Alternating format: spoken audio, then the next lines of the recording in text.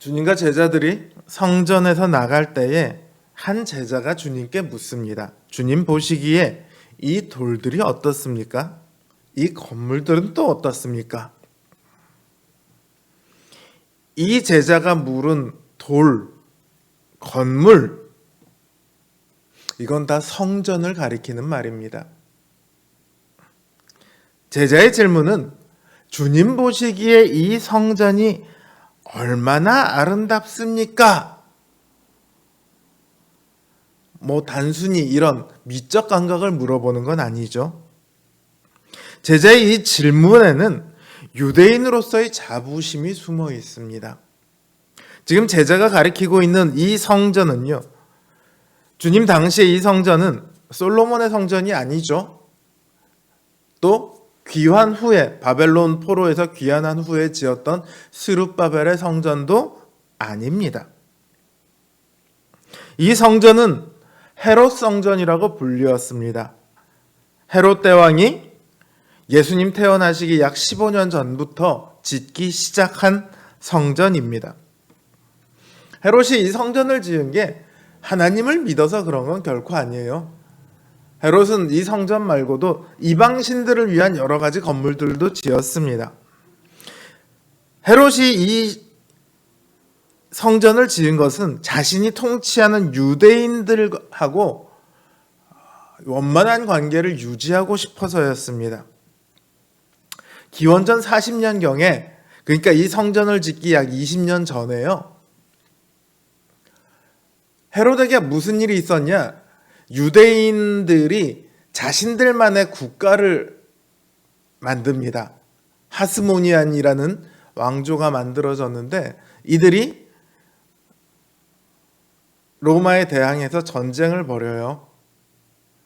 그 여파로 헤롯이 이 팔레스타인 일대를 다스리고 있던 분봉왕에서 쫓겨납니다. 도망을 가요. 그리고 로마에 가서 정치를 열심히 잘해갖고 사바사바를 잘해갖고 다시금 이 유대 지역의 왕으로 오게 됩니다. 이런 경험을 갖고 있어요. 그러니까 유대인들하고 잘 지내는 게 자신이 왕위를 계속 유지하는 길이다, 이렇게 헤롯은 생각을 하죠. 그들이 반란만 안 일으키면 된다, 그들 해달라는 거 다 해주자, 이런 식의 생각을 하고 있었습니다. 그래서 유대인들을 위해서 굉장히 많은 일을 했어요. 실제로 헤롯이. 그 중에 하나가 바로 성전을 짓는 일이었습니다. 이 성전은요, 헤롯이 유대인들의 환심을 사기 위해서 지었다고 했잖아요. 그러다 보니까 규모가 굉장합니다. 실제로 이 성전이 지어지는데요, 약 80년이 걸립니다. 규모가 얼마나 했을까요? 당시 예루살렘 도시 전체의 6분의 1 정도를 차지하는 규모였다고 합니다.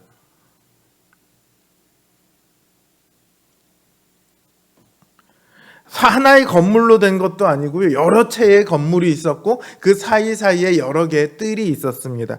복합적인 여러 개의 건물을 합쳐서 성전이다, 이렇게 불렀던 거죠. 그래서 제자가 예수님한테 이 건물들이 어떻습니까? 이렇게 물어보는 거예요. 이 성전은 그만큼 매우 장대했고요, 또 아름다웠습니다. 그래서 헤롯을 싫어하는 사람들조차도, 제가 일전에 바리새인들이 이 헤롯을 되게 싫어했다고 했어요. 이 헤롯을 싫어하던 유대인들조차도 이 성전만큼은요 굉장히 사랑하고 또 자랑스러워했습니다. 그럴만하죠. 유대인들에게 성전이란 아주 특별한 의미잖아요. 하나님께서 이스라엘과 함께 한다는 상징이 바로 성전입니다.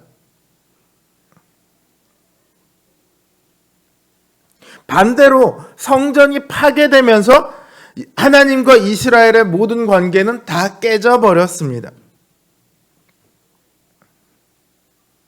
이제 이 성전이 다시 장엄하게 다시 지어지는 것은요, 유대인들에게 마치 하나님께서 그들에게 다시 돌아오셔서 그들을 회복시킨다는 그 말씀의 상징과도 같았어요. 증거 같았어요. 그래서 이 성전을 매우 사랑했습니다. 이 제자도 그런 마음을 담아 주님께 말하고 있는 거예요. 그런데 주님께서 놀라운 말씀을 하십니다. 네가 지금 이 큰 건물들을 보고 있느냐? 하지만 돌 위에 돌 하나도 남지 않고 다 무너지게 될 것이다. 주님께서 느닷없이 이 말씀을 하십니다. 실제로 주후 70년에 로마가 이 성전을 무너뜨려 버립니다. 그리고 성전 기구들을 다 노략질해서 가져가요. 그러면 주님께서 하신 말씀이 수십 년이 지나고 나서 이 성전이 무너질 때가 올 것이다, 이런 말씀을 하신 것일까요? 아무리 큰 성전이라도 언젠가는 다 무너질 때가 있는 법이지, 그러니 그거 자랑하지 마라, 이렇게 말씀하신 걸까요? 아니면 하나님께서 이전의 성전들을 심판하시고 성전들을 무너뜨린 것처럼 이 성전도 또 무너뜨릴 것이다, 이런 말씀을 하신 것일까요?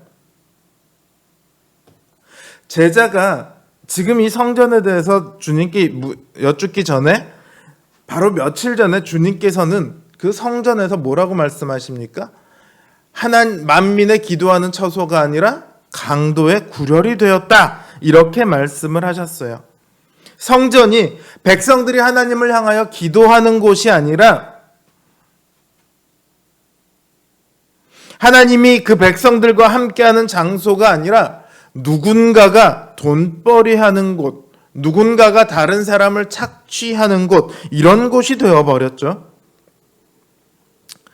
주님께서는 성전을 무너뜨리고 3일 안에 다시 지을 것이다, 이렇게 말씀을 하셨어요. 그러니까 주님께서 성전을 무너뜨리신다는 것은 이 가짜 성전을 폐하고 이제 주님께서 부활하셔서 참된 성전이 되실 것이다, 이런 말씀이에요. 그러니까 주님께서 이제 죽으시고 다시 살아나시면 이 성전은 어떻게 되든지 더 이상 상관은 없어요. 성전으로서 어차피 기능이 다 사라진 성전이니까 놔두든 말든 아무 문제가 없어요.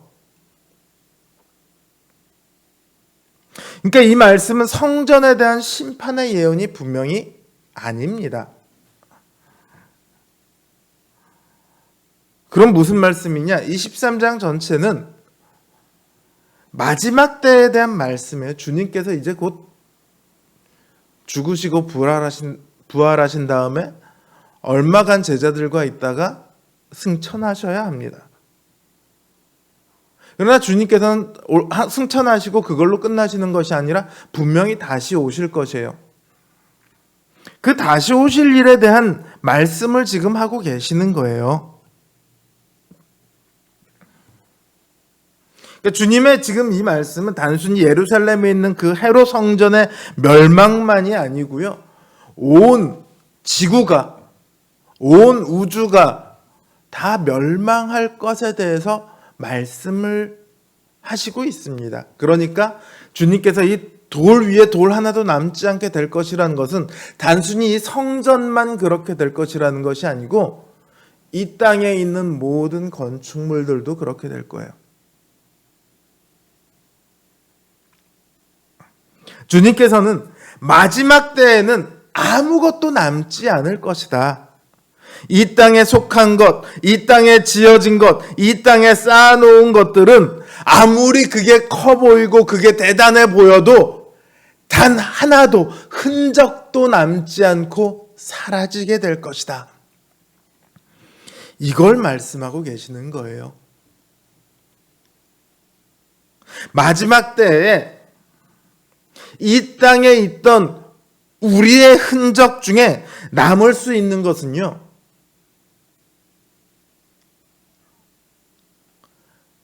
오직 하나님 나라에 속한 것들 뿐입니다. 그게 뭐죠?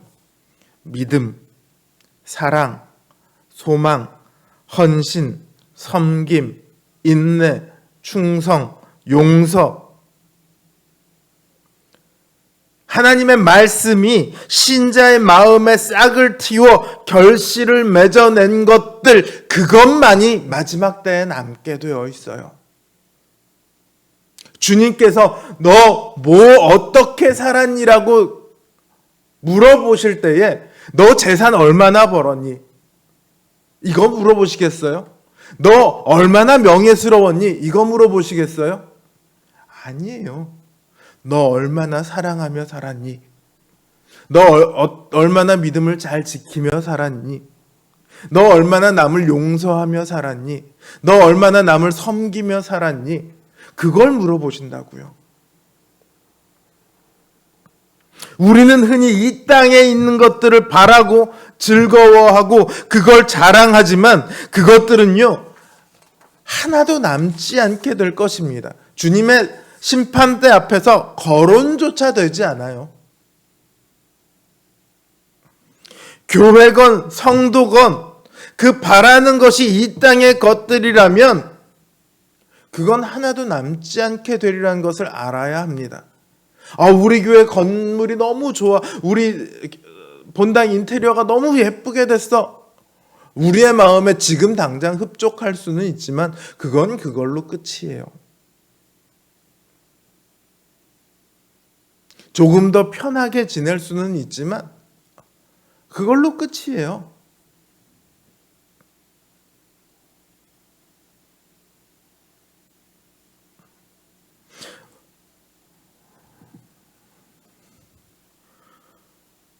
여러분은 지금 무엇을 바라고 살고 계십니까? 무엇을 기대하며 살아가고 있습니까? 우리의 소망은 아무것도 남지 않고 다 없어져 버린다는 바로 그 사실에 있습니다. 이 땅의 것들이 다 사라져야 비로소 이 땅의 것들이 아닌 하늘의 힘으로 새롭게 지어진 저 영원한 그리고 영광스러운 것들이 나타나게 될 것입니다. 그걸 바라고 소망하십시오. 이 땅에 있는 것들이 다 없어지고 하늘의 것들이 새로 나타나는 것. 우린 이 두 가지를 함께 생각해야 합니다. 하늘의 것이 나타나는 것만 생각하고 있다 보니까 이 땅의 것들을 놓지 못하고 살아가는 분들이 너무도 많이 있습니다.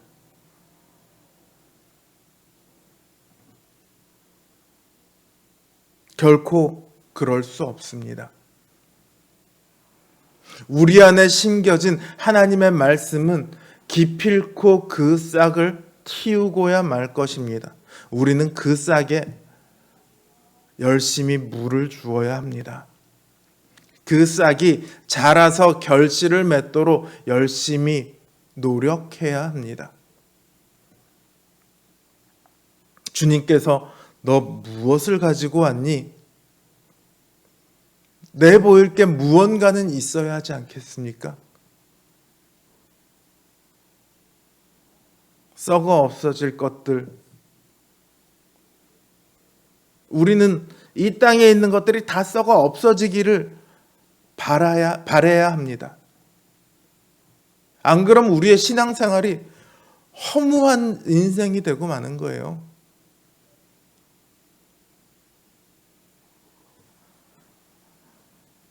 사랑하는 성도 여러분, 마지막 날을 바라고 그 소망으로 오늘을 살아가는 사람이 바로 신자입니다.